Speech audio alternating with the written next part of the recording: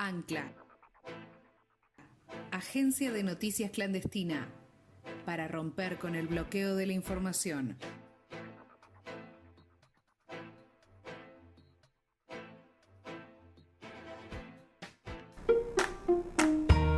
Ya comienza la columna de género y diversidad.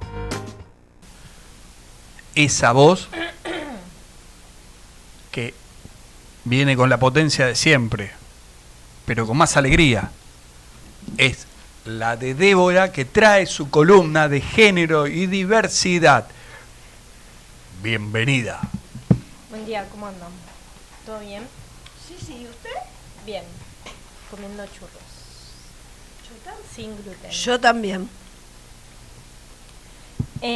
Bueno, hoy vamos a hablar sobre los 11 años de la sanción de la Ley de Identidad de Género, que fue y es ejemplo de la sanción de otras leyes quizás en otras partes del mundo, pero bueno, no tiene como la trascendencia que tuvo la nuestra en el momento de su sanción, ¿no? Esta ley fue sancionada el 9 de mayo del 2012 y se promulgó el 23 de mayo del mismo año.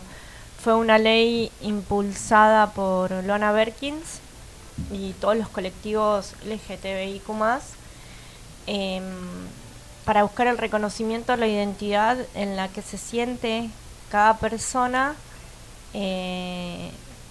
indistintamente del sexo biológico con el que haya nacido, ¿no? Nosotros sabemos, entendemos la identidad en Argentina desde varias aristas. Hablamos de la identidad como derecho humano a ser reconocidos como nacimos, pero también a ser reconocidos como nos sentimos. En el caso de la lucha de la identidad a causa de la dictadura, es como una arista, y en este caso la sanción de la Ley de Identidad de Género implica que las personas puedan ser reconocidas como en realidad se sienten y no como hayan nacido, ¿no? Sabemos que la ley es una cuestión de identidad de género autopercibida, y se describe en términos técnicos, ¿no?, como la vivencia interna e individual del género, tal como cada persona la siente, la cual puede corresponder o no con el sexo asignado al momento del nacimiento. Este incluye la vivencia personal del cuerpo y puede involucrar la modificación en apariencias, en funciones corporales, a través de medios farmacológicos, quirúrgicos o de otra índole, siempre que sea libremente escogido.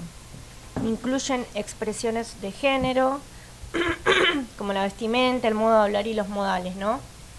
Básicamente, antes, para darte un documento que te llames como vos realmente crees, tenías que pasar por un montón de procesos hipertraumáticos, como análisis psicológicos, psiquiátricos, análisis médicos, trabas burocráticas, y recién ahí, después de muchísimos años, vos podías ser reconocido o reconocida como querías que te llamen. Hoy en día el trámite es libre, incluso incluye a los menores que pueden hacer ese cambio con un tutor legal. Pueden ser las madres, los padres, o un tutor legal que considere que el establecimiento de esa identidad, cómo se autopercibe, es real y no necesita tener que ir al médico a hacerse un montón de análisis. Sí implica quizás un abordaje más psicológico desde la perspectiva de género, para apoyar y para empujar un poco ese deseo de identidad, ¿no?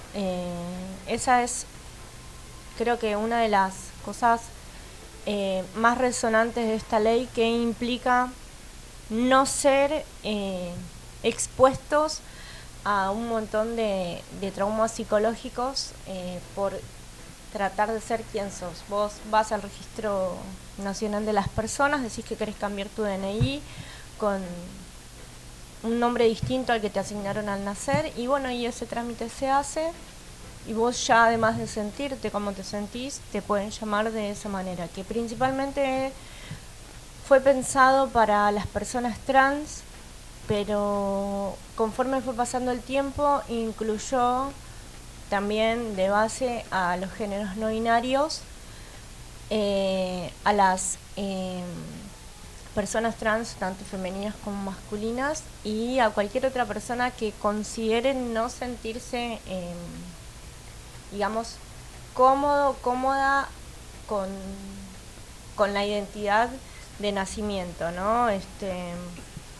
Hubieron, bueno, muchísimas personas que han podido acceder a este derecho básico, pero además esta ley, además de darte la identidad que vos querés, tenés derecho a la salud, a poder conseguir un trabajo, a no ser discriminado o discriminada. Obviamente que sabemos que estas cuestiones hoy en día se pueden denunciar y tienen otra vista, tienen otra lucha. Hace un par de años atrás era muy difícil. La semana pasada, bueno, hablábamos de Mariela Muñoz como la primer madre trans en criar hijos e hijas, nietos y nietas, y hoy hablamos de esta identidad, ¿no? También para reivindicar todas esas cuestiones. En el caso de Mariela Muñoz fue una lucha muy, muy larga para ser reconocida como quería ser reconocida, ¿no? Y después, bueno, para lograr todo lo que logró. Así que bueno, la ley es la ley número, esperen que tiene un número muy, muy largo, no muy largo, pero es la ley 26.743 de identidad de género de la República Argentina. Pero como todas las cosas, nosotros bien sabemos que todo ese marco normativo, ese plexo, dijeran nuestros compañeros abogados, todavía se disputa socialmente, Sí, ¿no?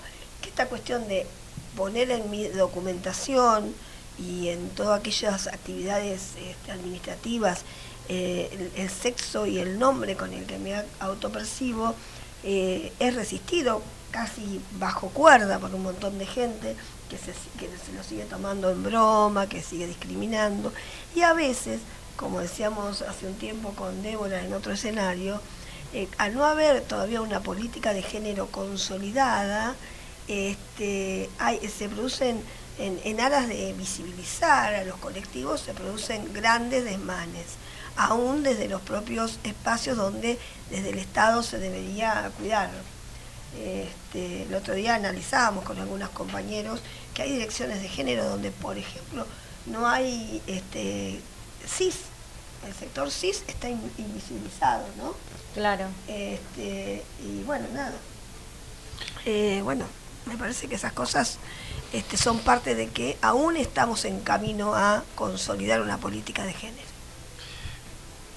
Como los periodistas somos los únicos que tenemos la posibilidad de terminar nuestra educación en público y nadie tiene derecho a cuestionarnos, voy a hacer una pregunta. ¿Qué es cis? Todo el colectivo heterosexual. Heteronormativo. Heteronormativo. Nosotros somos, o sea, cuando nacimos fuimos asignados con un sexo y un nombre. Nosotros somos varón cis, yo soy mujer cis, ella es mujer cis, porque también nos consideramos y, o sea, nos autopercibimos en la misma manera en la que nos asignaron ese sexo y esa identidad. Hay personas que no, entonces es como la diferenciación que se haría, ¿no? Tenemos homosexuales, lesbianas, trans varones, trans mujeres, y nosotros que todo aquello indefinido, autopercibido, tiene el colectivo, digo, en la medida que hay un montón de compañeros que empiezan a plantear cómo se perciben en materia de género y de sexo, por eso digo, tiene más, porque en general esos colectivos tienen que ser visibilizados. Por eso es LGTBIQ+.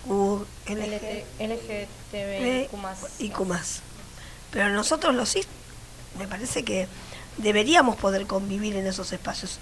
Insisto, esta semana lo discutíamos, y otra cosa es en los espacios de géneros, LGTBQ y más, también debería visibilizarse a los compañeros que que se perciben en el amplio espectro de ser varón en la diversidad, cosa que también es algo que anda faltando, Sí. ¿no? Entonces, bueno, nada, pero me parece que, insisto, es interesante saber que alguien nos abrió la puerta allá en el 2012, una chica que dice que no le tiene miedo a nada, promulgó la ley, y la verdad es que eso es respetable porque no era alguien muy pro diversidad, pero tuvo la inteligencia, la capacidad y la solidaridad de entender que convivía con esos colectivos, y me parece que eso nos abrió la puerta a un montón de otras normas y leyes que amplían derechos. Así que me parece que eso está bueno, y que estamos en proceso y que estamos en camino, y que esto de no tener nada consolidado hace que uno se tenga que comprometer mucho más desde cada una de las situaciones por las que vivimos. Ella dice así, mira. Eso significa, si vos no la estás viendo en pantalla, significa que cuando cabecea que está de acuerdo. Muchas gracias. No hay por qué. Ancla, agencia de noticias clandestina, para romper con el bloqueo de la información.